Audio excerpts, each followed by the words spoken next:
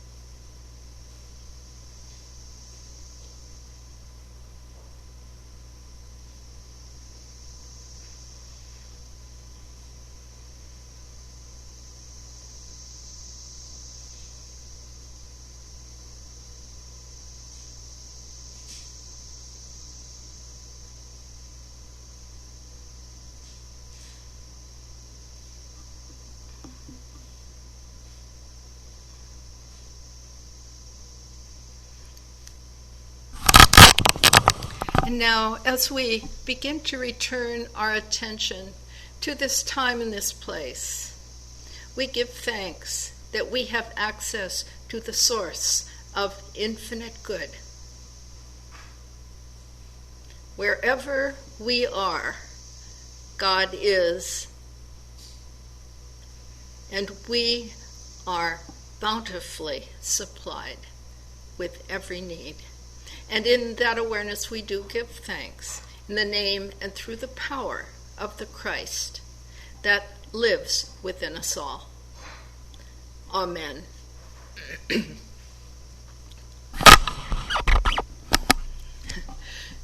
Two members of our class have gone to try and find a third member of the class. And so we may have them joining us, I hope, in a very short time. Before we start our new lesson, I would like to review some of the things that we covered last week. We talked about some of the oracles against Jerusalem, that Ezekiel had a vision, and interestingly, he was lifted by a lock of hair and taken to the temple in Jerusalem. When he was there, he was actually physically in Babylon at the time. So this was a vision of being transported into the temple where he saw the idolatry and the apostasy that was taking place in the holiest place, in the holiest part of the temple. And for us, what meaning does that have for us? That's my point really in all these lessons, is that what does this that is recorded at the time of the exile, what does this have to do with us? I think that all the time, hundreds of times maybe every day, we misuse our divine energy. We have access to the source, and that access is given us so that we can express God fully in our thinking, in our feeling, in our activities. And instead, we use it to reinforce old beliefs, old attitudes, old patterns. And so that's what idolatry and apostasy means. Simply misusing for an ungodly purpose the energy, the divine energy that you are given for fulfillment and expressing God. Now, he was told in this vision that Jerusalem would be destroyed.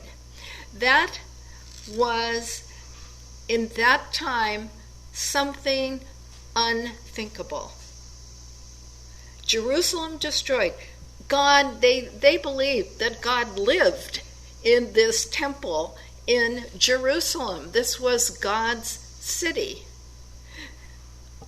And Ezekiel says, well, is everything going to be destroyed? And he was told that the future of Jerusalem was to be with the refugees in Babylon. Amazing that God is not just present in Jerusalem. In fact, Ezekiel saw the Lord departing from Jerusalem. Does God ever depart from anywhere? No. But God can only live in an environment, in consciousness, where there is receptivity and where there is purity. And so it's an expansion of the awareness of God, that God also lives in Babylon, right in the midst of chaos and confusion, God is present.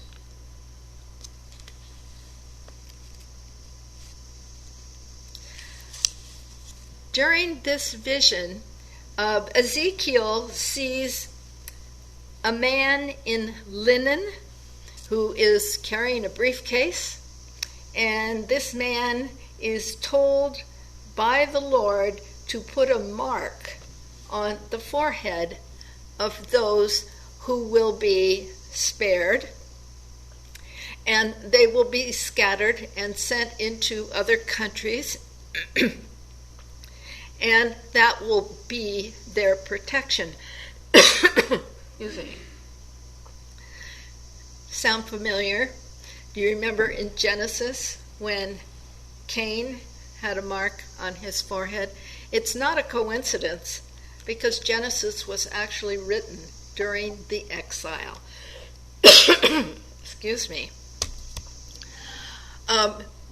Genesis, even though it appears first in the Bible, it was not written first. Exodus was the first book of the Bible, and during the exile, Genesis was written, and that was primarily, from their point of view, to give a history of how the Israelites got to Egypt, because Moses, being the big hero, had to have some reason for rescuing the Israelites from Egypt. And so Genesis tells the story of how they actually got there.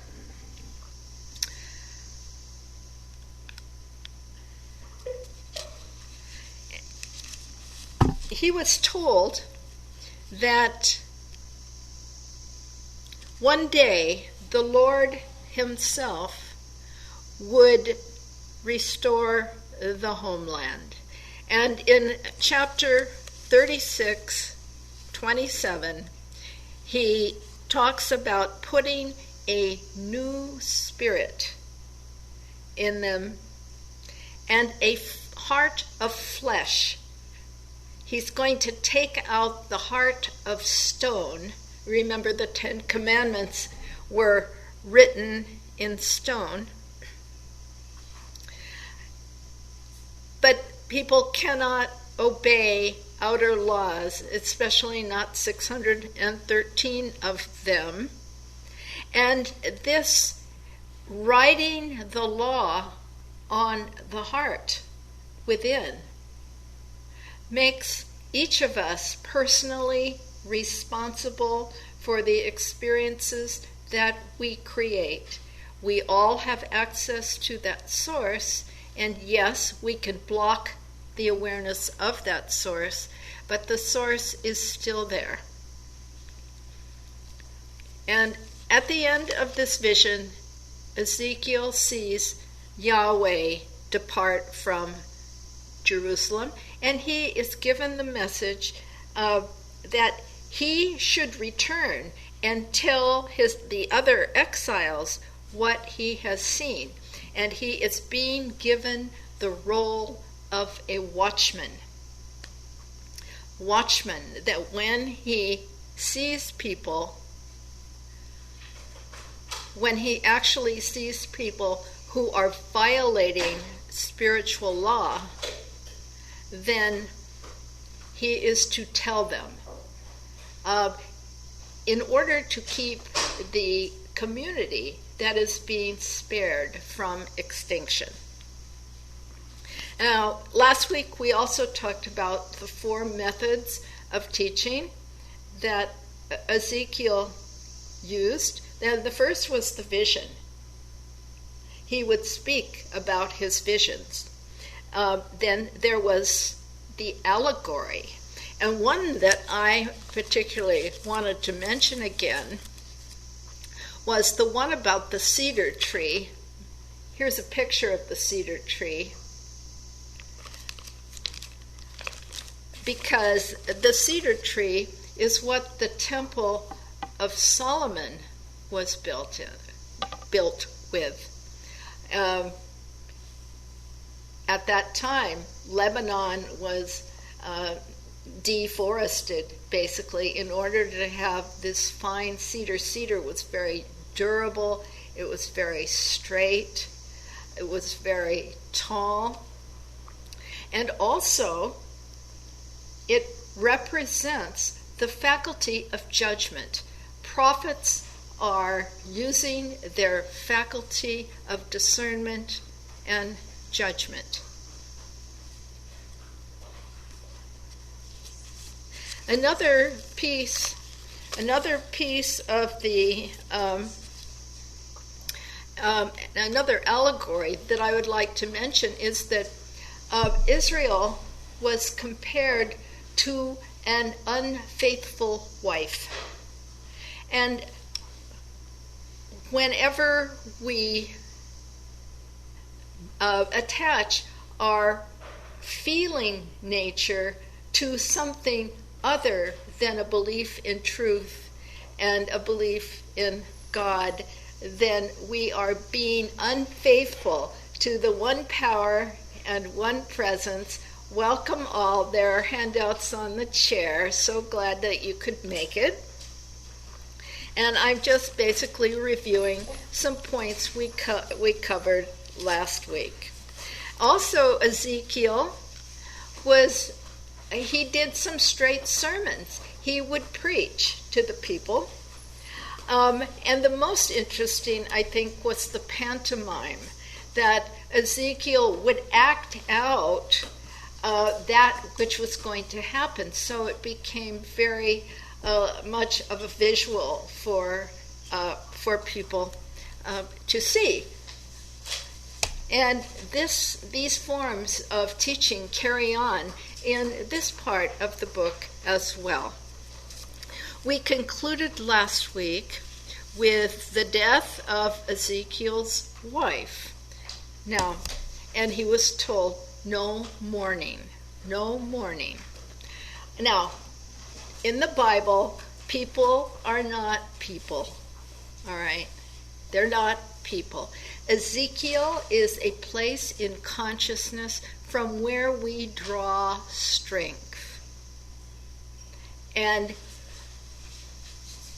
she, being a woman, is like Israel, all right? So she is the unfaithful, even though she wasn't unfaithful in the human sense, but she represents Israel. And Israel, she died at the same moment when Israel fell to the Babylonians. Okay, one thing I want to repeat is that Genesis was written during the exile. Even though it appears first in the book, it was written in 586. So, now going on from there, I would like to start tonight with a new vision. And this is found in chapter 37. I understand why it is so loved, this part of the Bible. It's the valley, the vision of the dry bones. So if you have your Bibles and you would like to turn to chapter 37. I missed that. Chapter 37.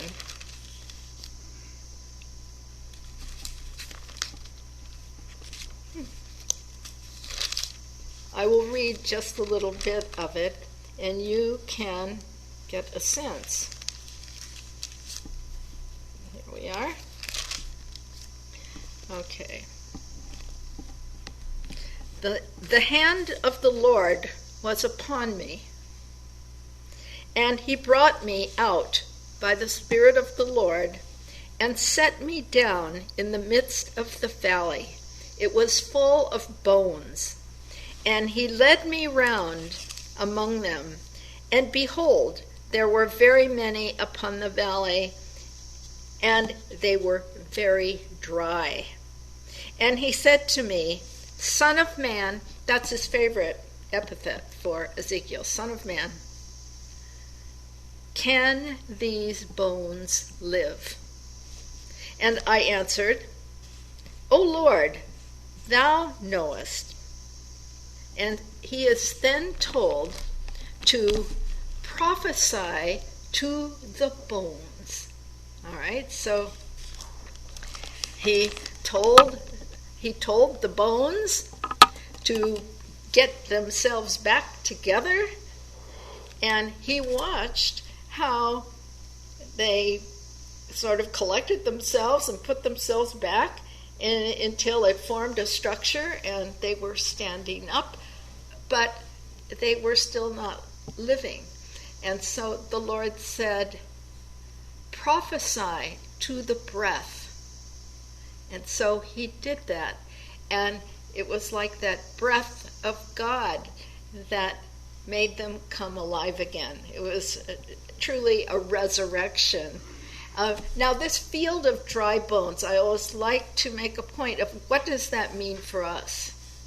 You know, we're not talking about a man who was shown a bunch of old rotting bones. But if you have ever had a time when your life was utterly desolate, where nothing seemed to work, where your finances weren't working, your health wasn't good, your love relationships weren't working, and you didn't, and I'm not talking about suicide, but it didn't really matter much to you whether you lived or died, because it was pretty much the same. That's a valley of dry bones. Okay. And here, it's like there is no situation, no condition, nothing that the power and presence within you cannot solve or correct or to heal. In other words, we cannot be disempowered anymore and claim that we are victimized by circumstances and conditions when we have the source of infinite good and health within us. But that's a choice that we have to make. Okay, so the Valley of Dry Bones, it has given people hope for eons. Knowing that no matter how dead parts of your life seem, that you can draw on that power and presence within you and literally allow that breath of God to flow into those dead places. Does it sound like the resurrection of Lazarus? Yeah. Lazarus had been in the tomb for 4 days. And everybody said, oh, well, poor Lazarus, he's gone. And he stinks, you know. So, and Jesus said, did I not tell you if you had faith? Oh, and by the way, Lazarus means the one whom God helps or helpless. Okay, isn't that interesting? Indicating that there's a choice of whether you want the one to be helped or whether you prefer to be helpless. Okay, so this is about resurrecting the dead parts of your life. This isn't about people. This is about parts of your own life. That you hear people all the time say, my creativity has dried up. My finances have dried up. You know, dry well sort of thing. Even in our expressions, you know, we use that, indicating that the lack of life, the life has gone out of, and so we're technically alive, but we're not living fully. Okay. All right, this is chapter 37, and from there, here's another allegory, and Ezekiel is told to take 2 sticks, and on one stick he was to write Israel. Well, Joseph, whose name changed to Israel, right? And all those associated with him, the 12 tribes, that is the 12 powers. This was on one stick. And on the other stick, Judah. And he was to hold these sticks as though they were one stick. Okay, now remember that ever since the time of Solomon, the kingdom had been divided. And so the first thing that has to be reunited is Israel with Judah. Okay, Israel represents the spirit, these aspirations of spiritual aspirations that we have, and Judah, which is courage, it's will and courage. So these two have to be reunited, and as a symbol of what is to come. And after that is when the Lord himself is the one to regroup and regather the peoples of Israel together and say, and here's where he says, I will give you a new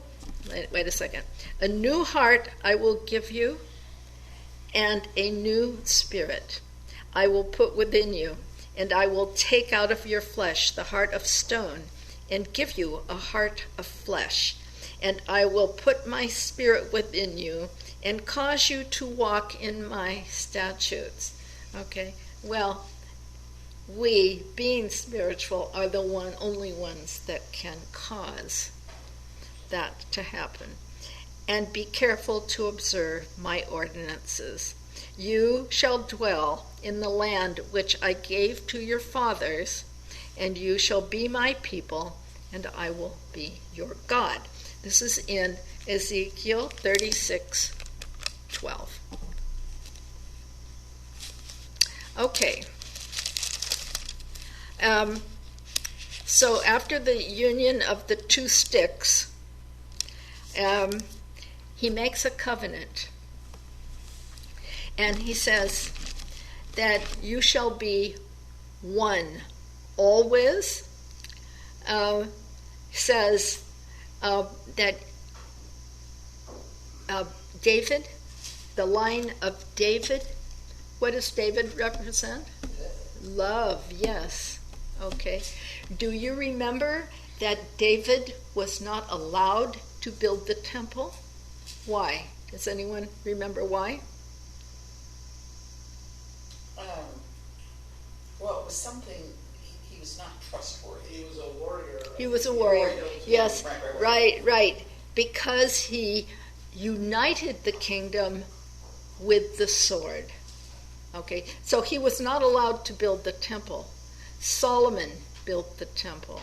But the line of David, this was part of the covenant. There will be everlasting peace through the line of David, the rule of love, oneness, not love, the fuzzy human emotion. Love meaning connection to the one power and one presence. God-centered rule results in everlasting peace, peace of mind and peace in every way that we understand it. Well, we have another member of our class joining us here. Okay. The next thing, then, that we read about, and this is a little more difficult to understand, the story of Gog and Magog. Anybody read that? Did you read it? I did this time. No? Okay. Well, Gog concocts an evil scheme, and he enlists all these hordes of people. And you think, well, what does that have to do with me? But I think we see it all the time. There is great power, Charles Fillmore said, there is no greater power than the unity of purpose. And that can be negative or it can be positive. Okay. And so if you have a belief system in which every aspect of your being is scheming in a human way to get into it's a selfish belief system. But it's like every cell in your body is conspiring together to get at, let's say, someone else's expense, or to trick somebody into having their own way, manipulating people in order to have your way. That would be comparable to this scheme. And the only way to get out of it, not by resistance, not by fighting it, by rising above it. Okay? It's like we have to go to another level and bring forth the energy from the fourth dimension in order to wipe out in an effortless way all of these belief systems that are holding us back. Okay? Do we see this in the world today? It sure sounds like it. And so we don't think of that. We fight things. We say, we have to defeat this and we have to fight that. We have to learn to draw on a deeper source in order to, in an effortless way and in a spiritual way, get rid of error and what the appearance of evil in the world. Okay.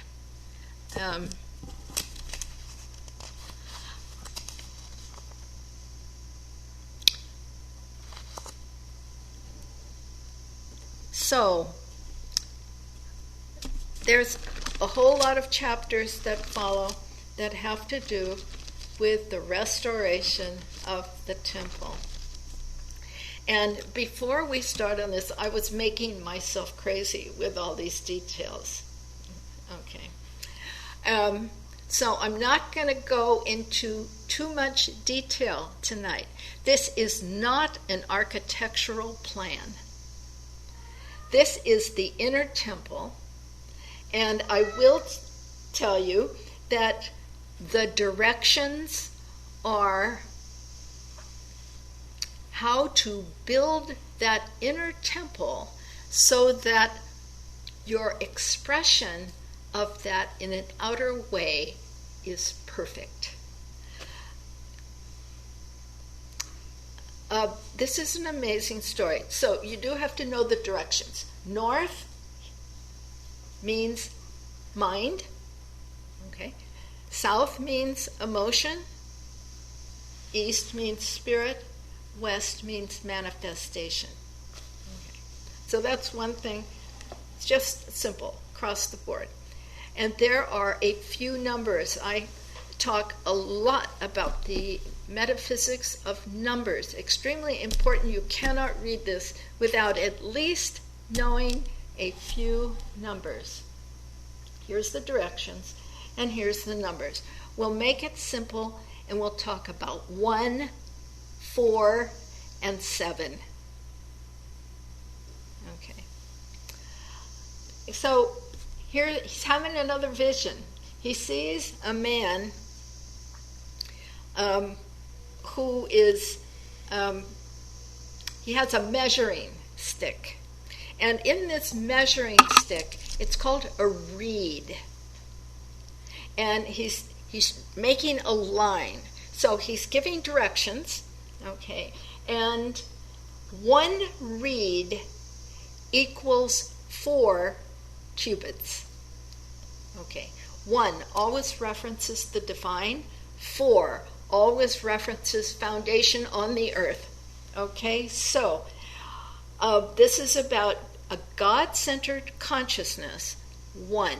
All of them, you'll see lots of ones if you want to read this, and I've read it and read it and read it, and I'm trying to draw it, can't quite do it, but you'll find a lot of ones, particularly in the inner court where it's a perfect square. Okay, so it'll either say 4 cubits by 4 cubits by 4 cubits, or it will be 1 by 1 by 1. Okay, so the general design of a temple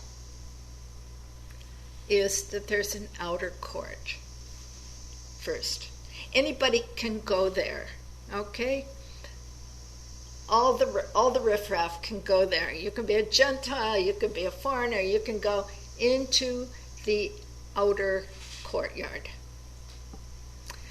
And I'll tell you, would you please unplug that?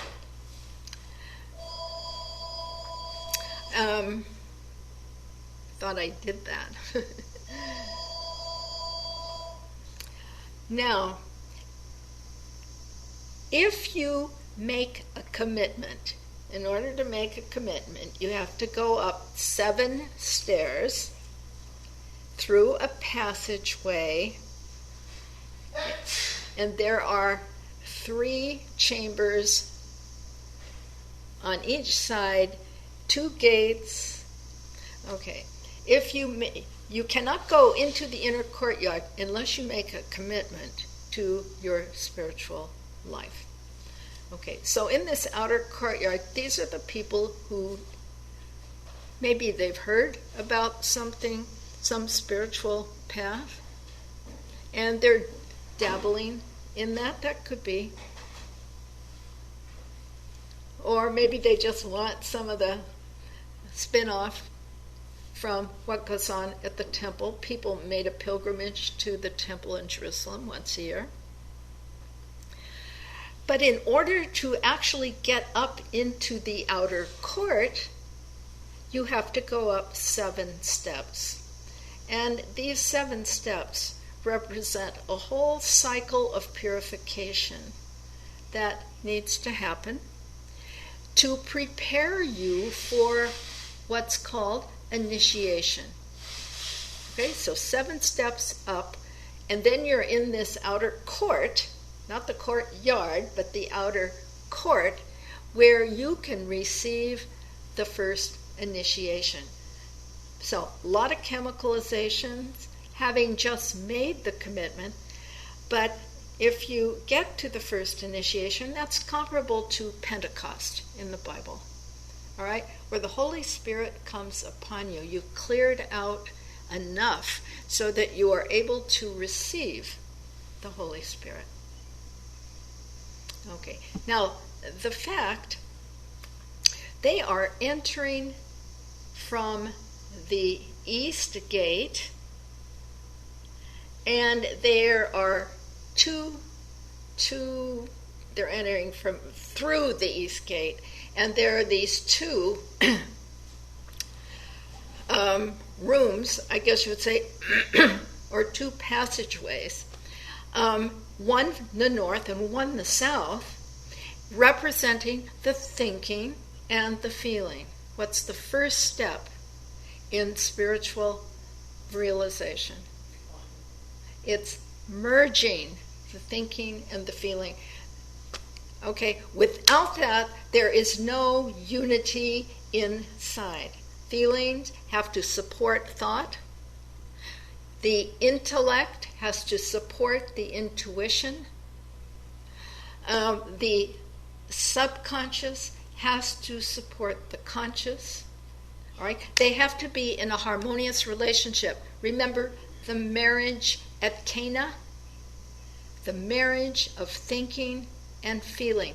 Only then is there quiet inside, is there peace of mind enough to actually hear the instructions. Hear the still small voice. Okay? So marriage at Cana, then you can align with spirit. First thinking and feeling. So that's the first stage.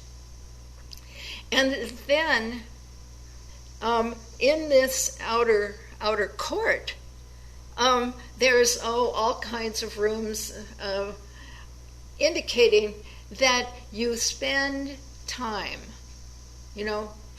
let's say 40 years, you spend your time strengthening the skills, the spiritual tools that you have.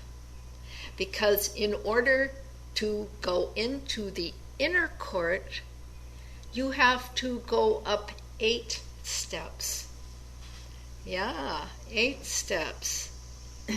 So this is a whole different level, because in order to go up to the 8th steps, you have reached a point where now spirit has more authority over your thinking and feeling than the outer stuff. All right? The outer court's kind of taken away all the pulls of the outer world. But to go up to this inner court, that's a greater commitment. Where does the 8? 8. Okay. That I discovered something, and I only discovered it today. But I was thinking about the marriage of Cana, and then I looked at the Gospel of John, that there are 7 signs, and there's probably not time to go into all of this. First sign, thinking and feeling have to be joined together in harmony. And then, immediately after the wedding at Cana, is Nicodemus, born again, okay, and the Samaritan woman. So we have to have that. The mind has to be renewed from the source, and the subconscious, the Samaritan woman, has to bring forth out into the light all of the fears and resentments. And you remember the Samaritan woman, right? Okay, so thinking, that's what has to be done to the thinking. It has to be renewed from the source. Nicodemus was not so much, he was a teacher of the law, and yet Jesus was amazed that he did not know that. But that's not enough to just go and access the source. That source has to allow all of that subconscious stuff that is lodged there to be washed away. And remember the Samaritan woman? When Jesus offered, he said he had living water, and she said, I want some of that. It's voluntary. You have to ask for it. Okay. Anyway. And then the foundation on each 4 and 4 on each of the... No. I'm getting there. I'm getting there. There are 7 signs of the Messiah in the Gospel of John. That's the first sign, and I digress to tell you about how the thinking and the feeling could be harmoniously joined. Second one was distant healing. All right? That you don't have to be present where the person is. That all you have to do is to have a consciousness of health in the silence, because there's no distance there, and speak the word. You are whole and well. And the servant was healed. Okay, that was step 2. Step 3, the man at the pool of Bethesda.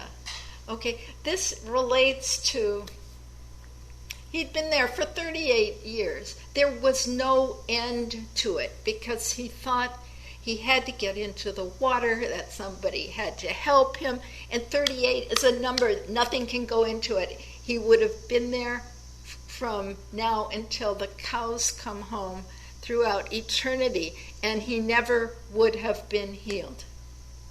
And then what happens? Jesus just happens to be there and says, pick up your bed and walk. And he was surprised. Okay, that's the third step. You have to speak the word of truth from a place of oneness. All right, fourth step, prosperity. It was the feeding of the 5,000. Do we as a whole have a belief in lack? We say we believe in infinite abundance, but do we act like that? Well, sometimes, but not all the time. All right, so Jesus demonstrated that the steps to manifesting all sufficiency. You know, he had 5,000 coming for dinner and had to be able to use his consciousness to multiply the good that was already there. That's why I love pennies. I love to find pennies. You know, it's a sign that behind every visible manifestation is that infinite source. Okay, 5, walking on the water. Remember, Jesus walked on the water? That was sign number 5, that you can walk over a sea of troubles. You can walk on top of the water. Peter tried it, and he did okay at first. But then he looked at the appearance and got scared and fell in. But Jesus reached out his hand and lifted him back up. Okay. 6, man born blind. Why do we have challenges? And the disciples, they wanted to blame. They wanted to say, oh, was it this man or was it his father who sinned? And Jesus says, nobody sinned. It's that the glory of God can come forth. You know, you may never know why something happens, but you do have a way to meet what happens with principles of truth. 7, resurrection of Lazarus. Okay, now we're getting up there to that sign number 7 that you can do. What happened here with these dry bones? Okay, that's not bad. And Lazarus, as I told you, whom God helps or helpless. Okay, choice is yours. Now what about 8? What about 8? There's a reason why there's 8. Because it was having gone through those 7 that allowed Jesus to go through the crucifixion, the Garden of Gethsemane. And that is what we would call unity consciousness. All right? Consciousness with not just the power and presence of God within us, but the power, the presence of all life. All right, oneness. Well, that's big. Now, the structure of the inner court is the same as the general design of the whole thing. So there was this part called the nave. That's when you decide, okay, I'm going all the way with this journey. And you get to the nave. And that's as far as Ezekiel was shown. Because the next part is a very narrow passway called a vestibule. And then there was this place called the Holy of Holies, also called the Oracle Room. And do you remember back during the Exodus, it's when we first hear about it, and we don't know what it is, but the high priest goes, he has his ephod, which is a breastplate, and somehow there's this Urim and Thummim, and nobody knows what it is, but it's an oracular image or a microphone or who knows what. But that was the Holy of Holies was in the heart. And so the heart would bring forth the answer to the questions, so people would come. And once a year, the high priest got to go in to the Holy of Holies. Nobody else. And that required a third initiation. So we've had 3. But that's the 8. The 8 has to do with going beyond just being able to heal and do the greater works that Jesus did, but to actually know your oneness with the infinite. Unity consciousness. That's what is beyond. And it was amazing to me that it correlated with, I have to write a little chapter or something about that. It correlated with all the signs in the Gospel of John. Anyway, so, all right, so the restoration of the temple. And so we have to start with the outer and gradually strengthen, make a commitment to go more deeply, developing our faculties. And 6 on each side in the outer court. When you're actually in the court, there are 6 on each side, 6 of these little recesses representing the 12 powers, and we have to develop those because those are the channels of expression through which the Christ expresses. So as we are strengthening our awareness of God's presence, we're also strengthening the channels through which that can express. Okay, so moving right along here, and as I told you, the inner court is a perfect square, and I told you about the gates. Now, from the 7 steps north to south, there are 7 steps from north to south, and it's 100. Now 100 is 1. 100 is the number of God. Okay.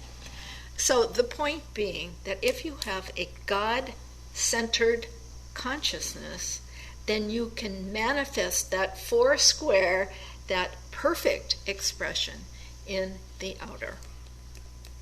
All right. Ezekiel, well, if you weren't here last week, you wouldn't know this, but Ezekiel was in training to be a priest. And that's why he knew how the temple was organized. Okay.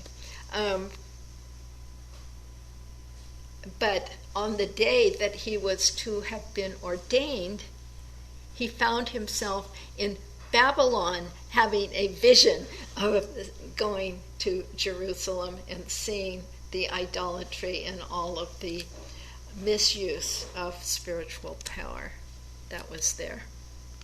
So he stayed in Babylon. He was in exile.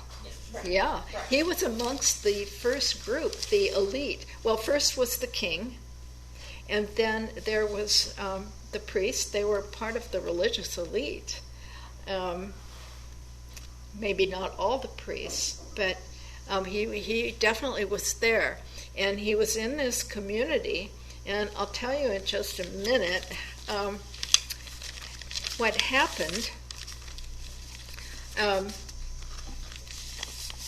But which temple is he talking? He's talking about. We're talking about an inner temple. Okay. All right. The outer temple is a symbol. All right. The inner temple is within. He said, I was going to put my spirit in the midst of you. All right? Within you. We all have access to that. So no, we're not talking about a building here. But he had a knowledge of the general design because he had been a priest. But it was a very different sort of ordination that he had as a result of that. Okay, now there was many more parts to this restoration of the temple. because there were tables of sacrifice. Okay, now they slaughtered animals literally. They thought that that brought them closer to God. What do we sacrifice on the altars of sacrifice? Do you have anything that needs to be sacrificed? How about fears? Yeah? Yeah. Yeah. But I don't see the parallel between animals and fears. It's not, I'm not talking about animals and fears, I'm talking about sacrifice. There was an altar. They sacrificed animals, thinking that that would help to purify them. See, priests, we're all high priests in our own temple, and so we get to say, okay, I'm going to sacrifice this upon the altar. Jesus said it differently. He said, "Come unto me, all ye who are heavy laden. Give it all to me." Okay, so there are lots of burdens that can be sacrificed. It's not about giving up something, that you love. The animals, Charles Fillmore might say it's giving up your animal tendencies. I'm not sure. But for me, the important piece is that we have a lot of things to sacrifice that we need to let go of. And it's not a sacrifice if these are things that weren't serving us. And that's why Ezekiel is told not to mourn. He said, Jerusalem needs to fall. And I think this is also very appropriate for what's happening in our unity movement now. We don't need to mourn it, let it go however it's going, but keep the vision alive in consciousness. That's the important part. Okay, and so that's what, here he is in Babylon, in the midst of exile, being told how he can restore the living temple within him and to keep this group together. And then on the way back to Jerusalem, that is on the way back to a place of peace, another purge is going to take place. All right. Then there's a whole bunch of rooms. Peace of mind comes through the east gate. That's found in chapter 41, where Yahweh is seen to return. Okay, that's when the presence of God returns as an active feature of your lives. And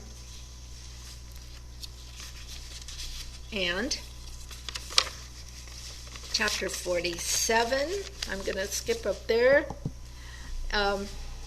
because that's about the sacred river. And I'm going to read you, this is one of my favorite books in the Bible, so I'm going to read you a little bit from here. Then he brought me back to the door of the temple, and behold, water was issuing from below the threshold of the temple toward the east, for the temple faced east.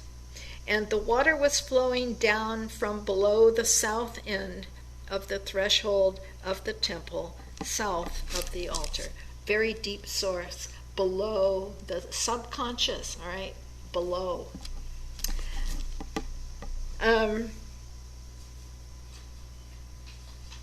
Going on eastward with the line in his hand, this is the man who's measuring, measured 1,000 cubits.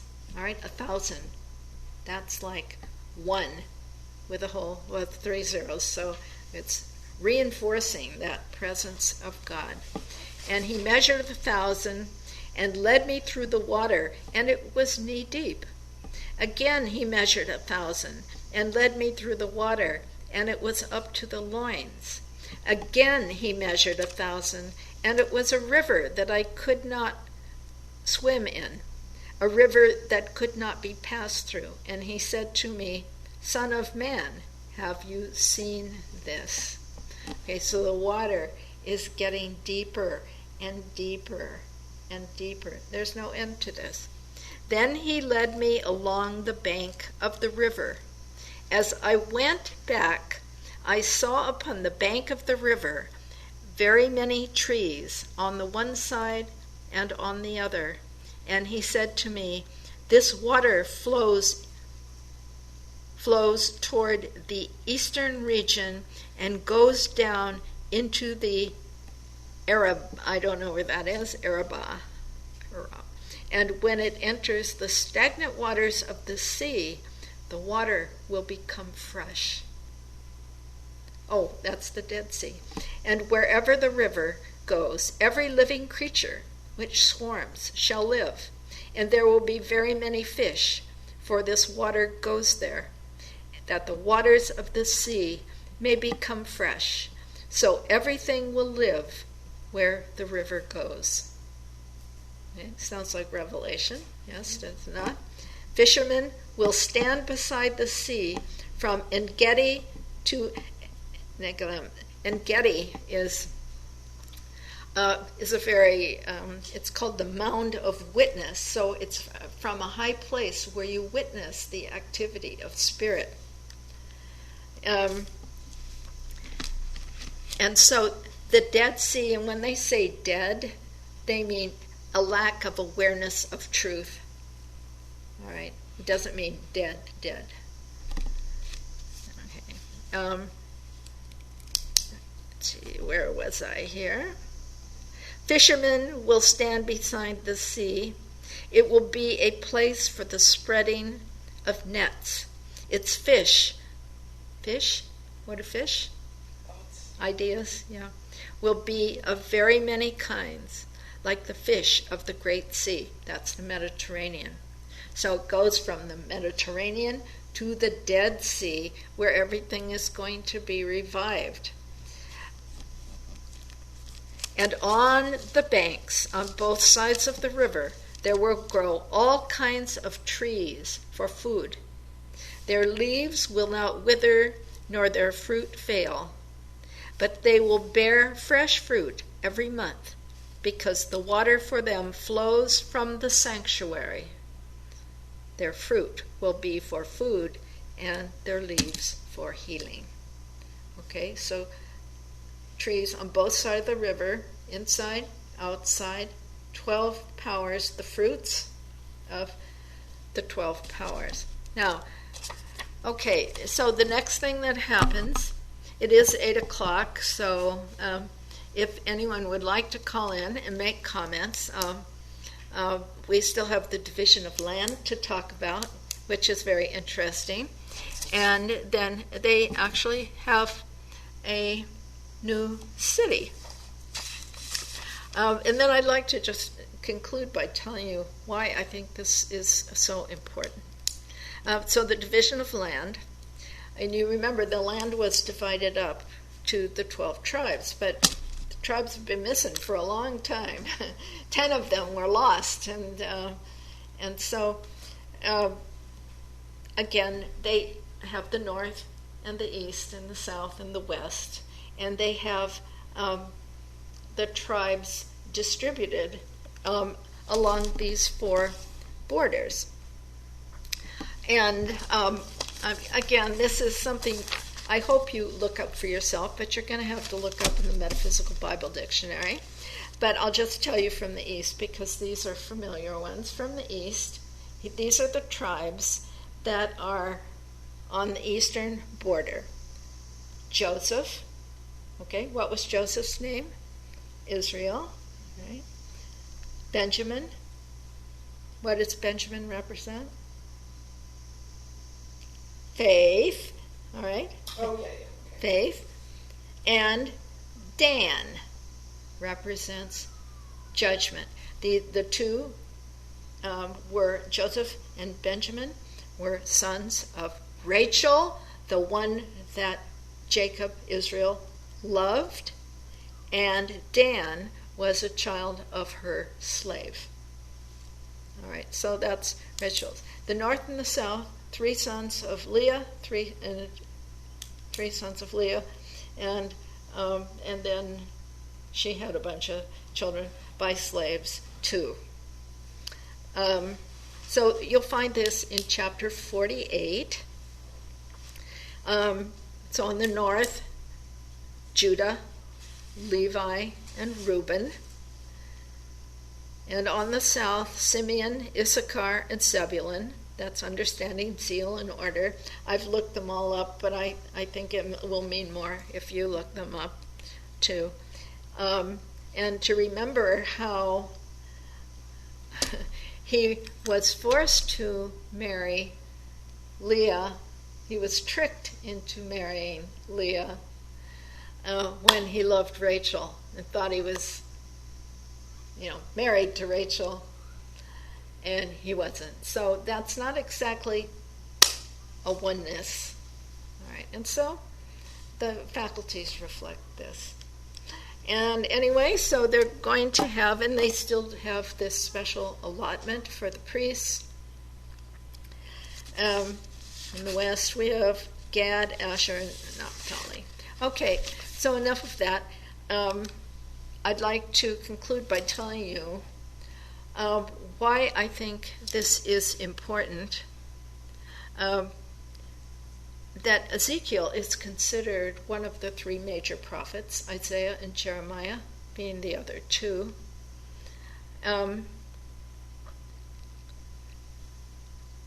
That his understanding of God seems to have gone beyond the other two. From the point of view of personal responsibility, this notion of God being in the midst of you, it may have been there before, but mostly the Messiah was thought of as being sometime in the future and very, very far off, and always talking about it, but never really seeing it as something happening right here and right now. So that element of personal responsibility, which was also there with Jeremiah, the law being written within us, that is a huge thing. It was the fifth and last covenant with the people of Israel. And Ezekiel, I think, has gone beyond that. He's also, while not totally free of the, especially in the story of Gog and Magog, but there is a more loving sense where he forgives them, realizing that they couldn't obey the law. They simply couldn't. And so, he wants Ezekiel to keep watch over them so that they will be able to access this law that is now written within them. Bishop Spong had something interesting to say. This is not metaphysical. This is purely, in his mind, historical. But he says that that in order to keep the group together in Babylon, they instituted some of the law, namely the Sabbath. All right, Sabbath, number one. Okay, you know how Sabbath is interpreted, literally, right? You don't do any work, you're immobilized. Okay. But what is the Sabbath? It's the seventh day. It's the manifestation. It's the culmination.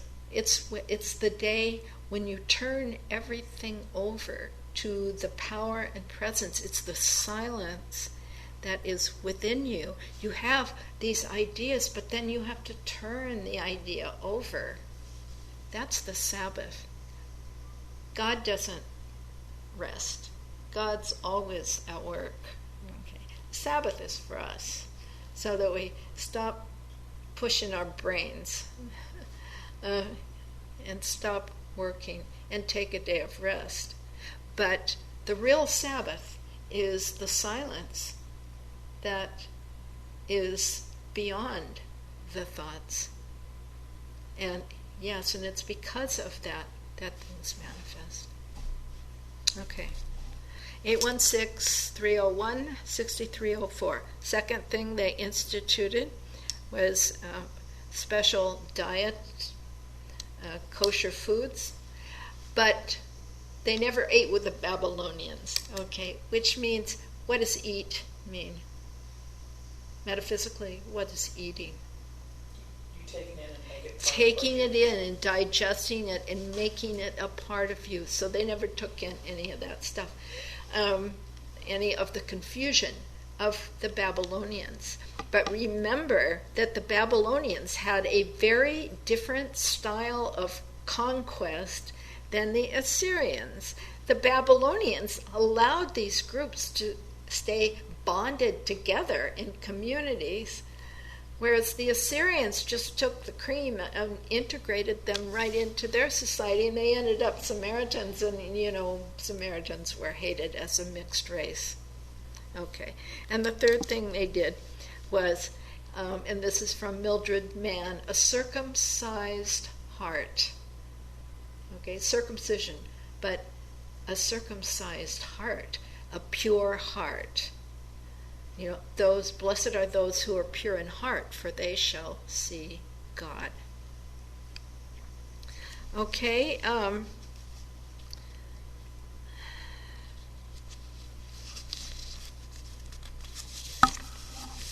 then finally, there's a city, and the name of the city is The Lord is There. That's the name of the city, and it's called, has a name here. The city named The Lord is There. These shall be the exits of the city. And then here again we have the measurements. And so we see all the same measurements coming out that were the measurements for the court. Okay. But the Lord is there. And so out of the exile has come a consciousness that recognizes God's presence in every moment. Okay, I'll give you have another 15 minutes, 816-301-6304. Is that right? I think.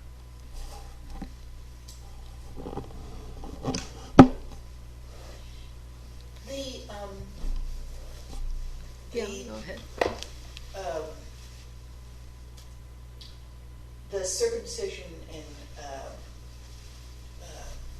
kosher foods, that sort of thing, was established though before that.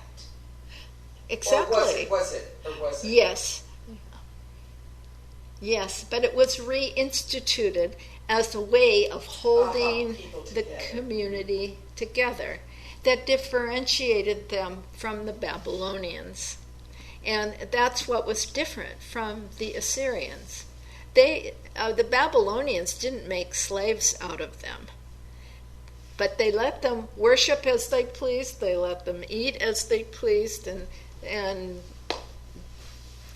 it was just a different mode of conquest. And the notion that God would build a sanctuary in Babylon in the midst of confusion, that you can be at peace in any situation. Not always easy, but it's possible. If you have access to that place of peace, you can be there no matter what's going on around you. And Ezekiel, that consciousness that God strengthens. Okay. Yeah, anything. There's a lot here, and I haven't covered it all. But I was busy working out mathematical measurements for a good part of the day.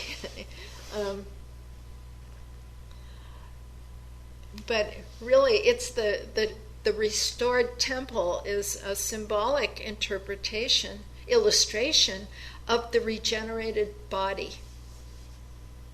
Because we carry all of our thoughts and feelings in the cells of our bodies. And then we manifest according to how active they are, how lively they are. We manifest them. We manifest our belief systems in our bodies, our cell memories in our bodies. And so, the no mourning, you have to always remember that in the Bible, people are not people.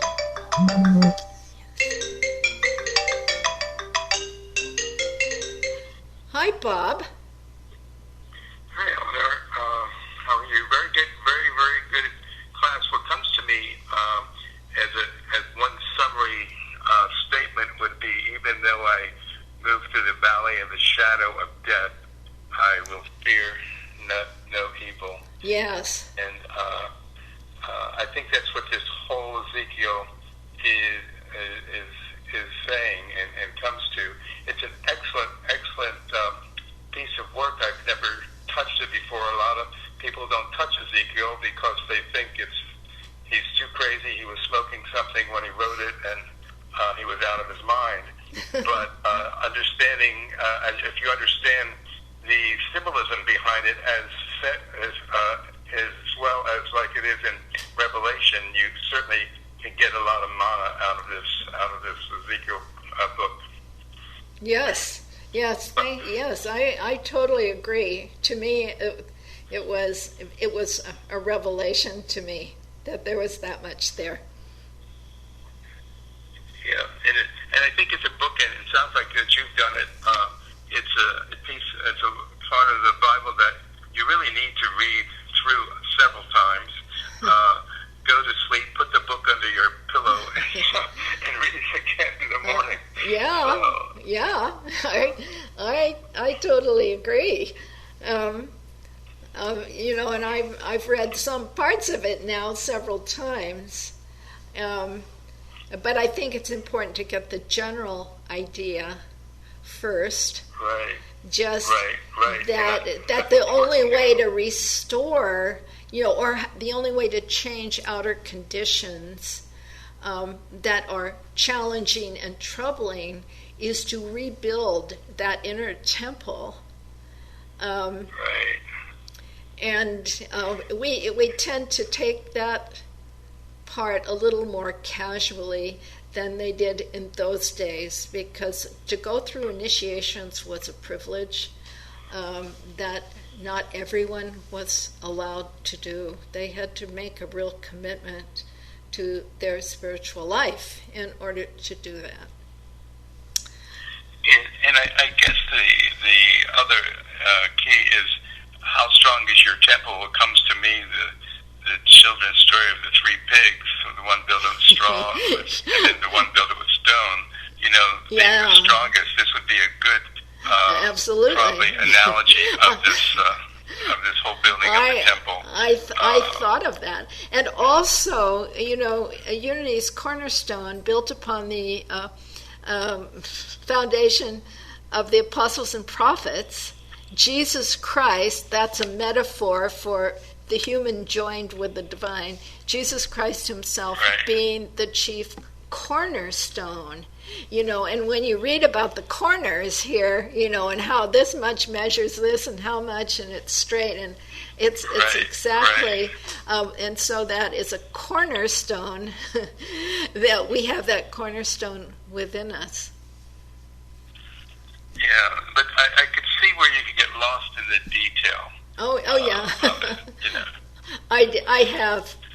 Pretty much all week I've gotten lost in the detail, which is why I thought maybe just point out the obvious, because everybody, I think, in Unity has some sense of the importance of numbers. And especially we know 4, 40, 400, the 4, very important, meaning 4 square on the earth. That's really a solid foundation. and 1 always referencing the divine, and you add a 0 and that emphasizes it, and you add 1 and 0, male and female, that's the marriage at Cana. Then you add another 0, that's God. Add 1,000, you're really flying. And so just those 3 things, 7 days of creation, 7 is an important number indicating a cycle of growth, the completion of a cycle. So you complete, you've made your commitment to go into a spiritual life, and then you sign, make that vow by walking up 7 steps to the outer court, where you work on strengthening that sense of spiritual connection. There's a lot here, and I feel like, now I could begin to teach it. One of the other questions I have way back when you were talking about the mark on the forehead, and you mentioned Cain as mark, could you also say that the blood on the homes, the marking, the blood on the homes in Exodus is similar? Oh, that's good. I hadn't thought of that, but that's exactly similar. That in the Passover, they were told to mark with hyssop, dipped in the blood of the lamb, hyssop being the universal purifier, and the blood being the carrier of the hyssop oil that was in the branch. Yes, and that protected them from the plagues. Thank you. That's an added example there. But what struck me was that I realized that Genesis was written during the exile, and so this is kind of like, that's where that came from, that really Ezekiel understood things that got put into Genesis. Yeah, and as you know, I've been doing a course in Genesis at the church, and I appreciate that little tidbit. Oh, yeah. I'll have to use it. Okay. Yeah. But I want to say thank you very much. Excellent class. I'm going to hang up, but maybe someone else will call in. Well, thanks. And I'd like to hear from your students there if they have any questions. Okay. Students? Okay. Bye-bye. I think we've been asking him right along. Yeah. That's okay. But what he means is, if you ask something, I will repeat it, and then he can hear it on his computer. Yeah. So, I'm never sure unless I do hear from you how much is understood and how much. I think, I told you from the very beginning, whether it's me or the stuff or a combination, I was wading through. And this has really helped me a lot. The whole structure of it. I don't know that I would have even taken Ezekiel because it would seem so dense to me. Okay. But I think this has really helped. I feel like I can be at peace with it, and I can start again with this. Okay. Basis. So she was saying that she was having a hard time wading through the text of Ezekiel. Texas. Good evening. Is this Kay?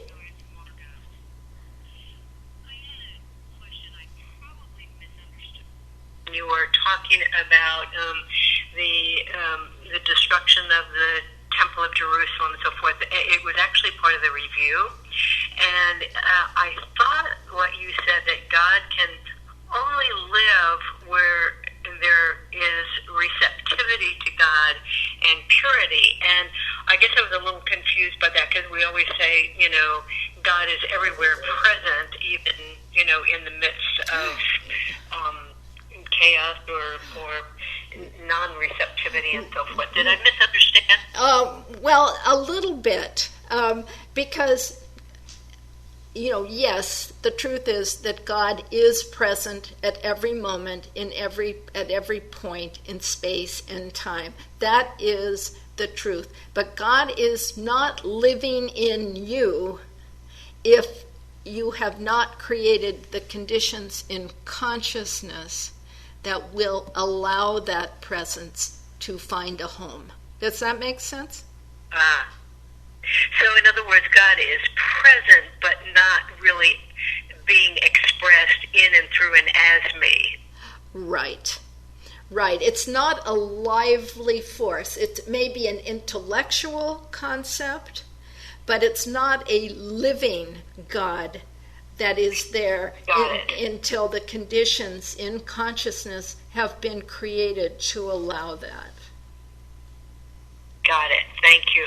Thank you for that clarification. I appreciate that. Yes, thanks for calling. Okay. Bye. Bye. Okay. Anybody else? It's 28 after. Anybody else? Comments? Thank you. Well, thank you all for coming. And so let's just close our eyes for a moment and we'll conclude with just a moment of silence and feeling the presence that we know is there.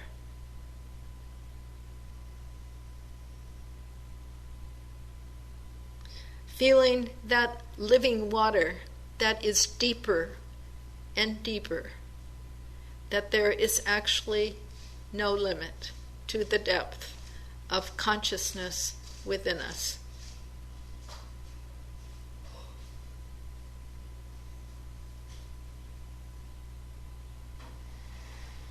And for the joy and privilege of being called and chosen, we are so grateful. And we do give thanks in the name of the Christ. Amen. That's, the outer courtyard. It's like many are called. Many are called. We're all called. But how many choose to actually make that commitment to go the full distance? So I thank you so much for coming. This is the biggest class I have had. I can even count Jerry. And for those of you at home, if you would like to support the New Foundation, you may make a contribution on the website, newfoundationunity.org. And so I'll keep you informed as to when the next class starts. I have an idea, but I'll let you know very soon what the class will be. So, until we meet in cyberspace again, I wish you a very good night.